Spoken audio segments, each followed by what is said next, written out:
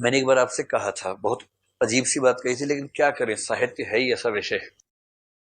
देखो, साहित्य होते का तुम लोगों को समझने का जरूरत नहीं है। हम तुमको इसमें इवोल्यूशनरी रीजन बताते हैं। अगर तुम इससे डिसएग्री, हम इतना अच्छा एक्सप्लेन अभी करेंगे, तुम्हारे में हिम्मत है तो तुम इसको डिसएग्री करके दिखाना।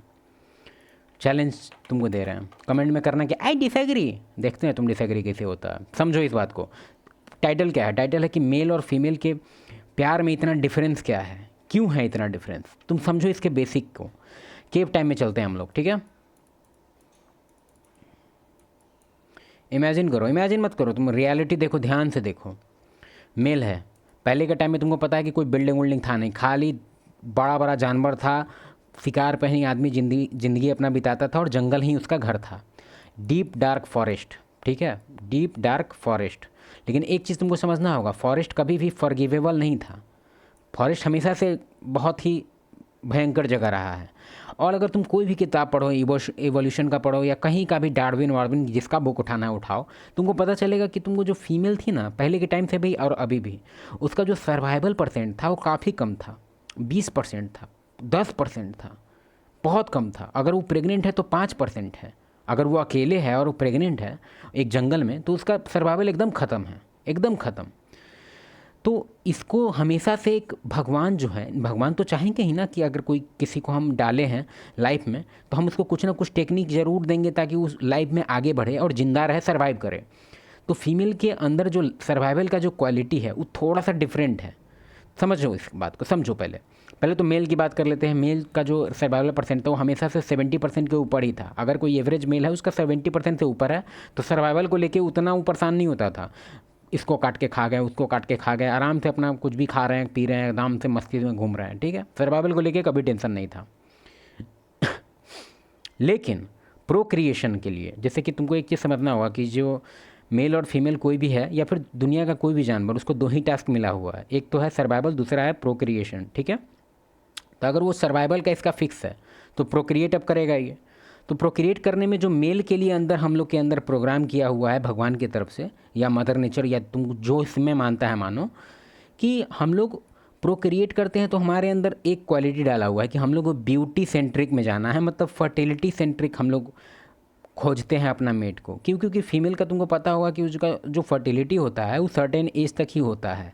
उसके बाद वो घटने लग जाता है एकदम हाई रेट से, और 18 से 25 के बीच में ही उसका फर्टिलिटी बहुत हाई होता है, और उसी के टाइम उसका ब्यूटी भी एकदम हाई रहता है, ठीक है।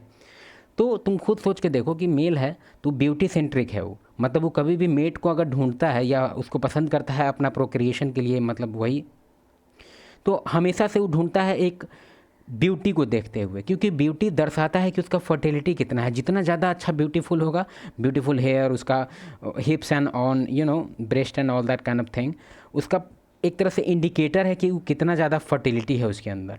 तो एक तरह से हम लोग ब्यूटी सेंट्रिक करते हैं। उसी को तुम लोग प्यार मान लो कि हम लोग सुंदर से प्यार करते हैं, ठीक है। अब फीमेल का आते हैं। तुमको बता दिए हैं कि फीमेल का जो सर्वाइवल परसेंटेज काफ़ी कम था, तो इसको जो प्रोक्रिएशन करना होगा तो सर्वाइवल भी मिक्स करना पड़ेगा इसको। क्यों? क्योंकि इसका सर्वाइवल भी लो है, तो सर्वाइवल और प्रोक्रिएशन इसको मिक्स करना पड़ता है। नहीं तो अगर प्रोक्रिएट कैसे करेगी जब सर्वाइव ही नहीं करेगी? तो इसका जो प्रोक्रिएशन का जो ये है वो इस तरह से होता है कि ये दोनों को मिक्स करके रखती है। तो ये जब भी मेट को ढूंढती है तो उसमें मेक श्योर करती है कि हम क्या इसके साथ अगर सोएंगे और बच्चा आएगा तो हमको ये एकदम मेक श्योर करना होगा कि बच्चा सर्वाइव करेगा। और उसके लिए क्या चाहिए? स्ट्रॉन्ग मैन चाहिए, ठीक है। अब वो मोरल है कि नहीं, हमको उस सब पे ध्यान नहीं देना है कि उसका मोरालिटी कैसा है, अच्छा आदमी है कि नहीं। मल्टीपल क्वालिटीज़ है जिसको ही फिल्टर आउट करती है, देखती है कि सर्टेन सिनेरियो में कैसा है, क्या वो लीडरशिप क्वालिटी है क्या उसके अंदर। क्योंकि जितना ज़्यादा लीडरशिप क्वालिटी होगा उतना ज़्यादा उसका सर्वाइवल परसेंट ज़्यादा होगा। तो वो बेटर ऑप्शन है किसी और के आदमी से, मतलब देखा जाए कि ये तो मोरल है, बहुत अच्छा है, सच बोलता है। कोई ज़रूरत नहीं, हमको सच वच नहीं बोलना। तुम्हारे सच बोलने से मेरा ऑफिस स्प्रिंग का लाइफ बच जाएगा क्या? जो आगे आने वाला बच्चा है उसका जान बच जाएगा तुम्हारा ऑनेस्टी से, या तुम्हारे एकदम बा नहीं होगा। स्ट्रॉन्ग चाहिए, और भी मल्टीपल चीज़ें होती है। तो फीमेल कभी भी प्यार करेगी, या फीमेल तुमको अगर बोल भी दे कि हाँ तुमसे प्यार करते हैं, तो ये चीज़ तुमको समझना होगा कि तुम्हारे अंदर क्या क्वालिटी है। क्या तुम फाइनेंशियली स्टेबल है ऑफ स्प्रिंग को देखने के लिए? क्या तुम्हारा बॉडी फिजिकली फिट है तुम? और भी मल्टीपल चीज़ें हैं उसके पीछे। क्या तुम डिसाइसिव है, डिसीजन मेकिंग एबिलिटी कैसा है तुम्हारा, क्योंकि ये भी एक बहुत मेजर फैक्टर रह चुका है इवोल्यूशन से। अगर कोई भी मेल डिसीजन का जो एबिलिटी जिसका कम था वो कभी भी सर्वाइव नहीं करता था लंबा, और ये चीज़ फीमेल भले भांति जानती थी। इसलिए अगर डिसीजन को लेके अगर तुम बहुत ही मतलब एक क्या बोले उसको, अगर तुम डम्ब है तो दिक्कत हो जाएगा तुमको। कभी भी तुम ये मत सोचना कि तुम वीक दिखा के किसी फीमेल का प्यार जीत सकता है। तुमको दिखाना होगा अपना स्ट्रांग। भले वो तुमको मुंह पे बोलते कि नहीं नहीं हमको वो एरोगेंट लड़के ऐसे नहीं होते। एरोगेंट का हम बात समझ रहे हैं, लेकिन एरोगेंसी में बहुत अच्छा खासा परसेंटेज होता है उसका जो डिसीजन मेकर रहता है। तुम्हारे अंदर लैक ऑफ डिसीजन है, तुम हमेशा उससे ओपिनियन पूछते रहता है, ये पसंद है तुमको, वहाँ चले गया तब। मैं कहता कि देखिए जो पुरुष का प्रेम होता है ना, समझ रहे हैं, पूरा ग्राफ समझ रहे हैं ना, पुरुष का प्रेम यूं चढ़ता है और यूं ऐसे नीचे चला जाता है।